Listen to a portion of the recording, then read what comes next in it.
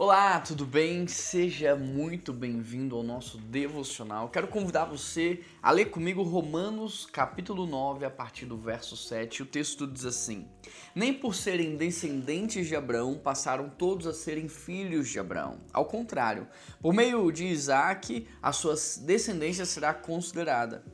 Em outras palavras, não são os filhos naturais que são os filhos de Deus, mas os filhos da promessa é que são considerados descendência de Abraão. O que eu vejo aqui nesse texto? Primeiro, Deus olha para além da nossa genealogia. Deus olha para além da nossa descendência, e por mais que hoje eu e você não tenhamos uma ligação genética com os judeus, isso não interfere no fato se somos filhos ou não de Deus, se somos considerados filhos ou não de Abraão. O que Deus está fazendo é para além da biologia, porque o mundo espiritual governa o mundo material, e os critérios que Deus usa não são critérios humanos e nem carnais, mas critérios espirituais. A segunda coisa que eu observo aqui nesse texto é que aquilo que Deus faz sobressai o nosso esforço.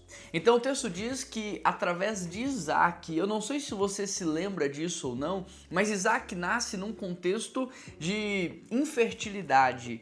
O Isaac nasce num contexto de quase uma impossibilidade. Abraão já era velho, Sara era estéril, era impossível, e Deus atua no impossível. Deus atua quando os limites humanos eles chegam no seu máximo. Então aquilo que Deus quer fazer na minha e na sua vida não depende das nossas limitações, não depende das nossas potencialidades. Quando Deus, por exemplo, chamou os pais de João Batista, Deus sabia que a mãe de João Batista era estéril. Isso não pegou Deus de surpresa. O movimento de Deus, ele sempre vai sobressair as nossas limitações. Aquilo que Deus quer fazer na sua vida não será impedido pelas suas limitações, sejam elas físicas ou emocionais. O que Deus quer fazer, Ele vai fazer, e é por isso que Isaac veio num contexto em que o pai já era velho e a mãe era estéril, porque não dependia de Abraão e Sara, e sim da vontade de Deus.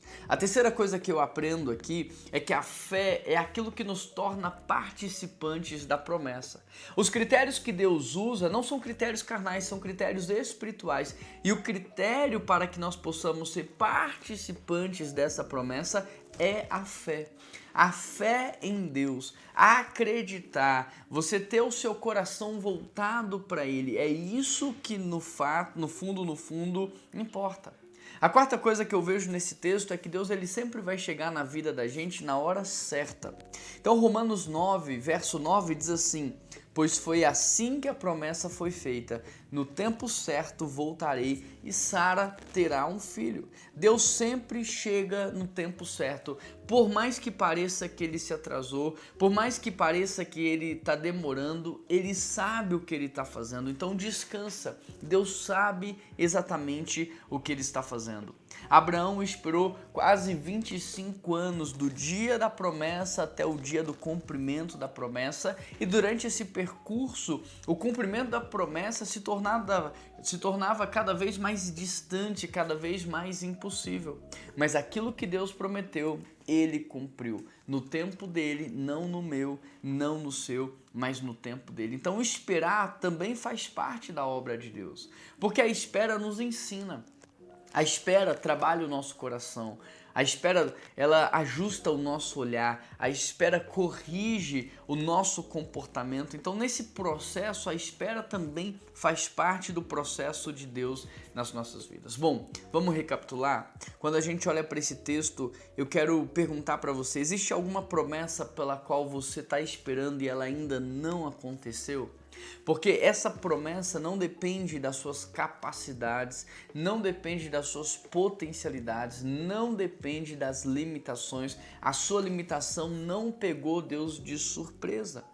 A segunda coisa que eu quero perguntar para você é: parece que está demorando? Parece que Deus está atrasado? Você tem essa sensação? Porque hoje eu queria que você ajustasse o seu coração e que você entendesse: Deus sabe o que Ele está fazendo, e na hora certa, no momento certo, todas as coisas vão acontecer de forma fluida. Quando Abraão e Sara tentou dar um jeito, nasceu Ismael, que se tornou inimigo do povo de Deus e até hoje é um problema para a humanidade. Mas quando eles esperaram, Deus fez o milagre e Isaac veio. Para de tentar fazer com as suas próprias mãos. Chegou o momento de você realmente esperar. Mas não esperar de qualquer maneira, esperar com esperança.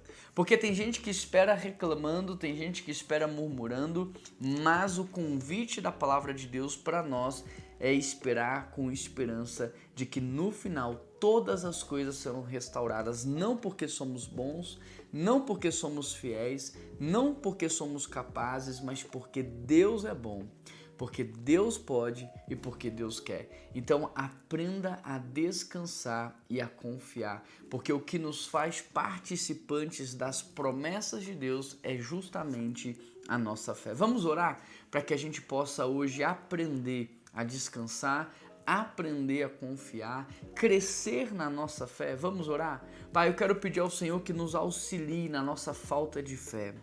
Eu quero pedir ao Senhor que fortaleça, Deus, o nosso interior nesse processo de espera. Eu peço ao Senhor que nos ajude a não desistir, a não desanimar. Eu peço ao Senhor que nos ajude a não murmurar, a não reclamar, mas a esperar com esperança. A esperar louvando, a esperar adorando, a esperar glorificando, a esperar servindo ao Senhor, ó Pai. A esperar te louvando e te adorando de todo o nosso coração, crendo que o cumprimento da promessa não depende de quem somos, do que fazemos, das potencialidades, das limitações. O cumprimento da promessa depende única e exclusivamente do Senhor. E o Senhor não se atrasa, o Senhor sempre vem no dia e na hora certa. Ajude o nosso coração a se aquietar na Tua presença, Pai, e a celebrar esse processo que o Senhor está agindo em nós, agindo no outro, agindo em todos. Nos ajude, Pai, a entender que a Sua vontade, sim, é sempre boa, perfeita e agradável. Essa é a minha oração, em nome de Jesus que eu oro. Amém, amém e amém. Que Deus te abençoe muito. Compartilhe essa mensagem com todo mundo. Um grande abraço e até amanhã.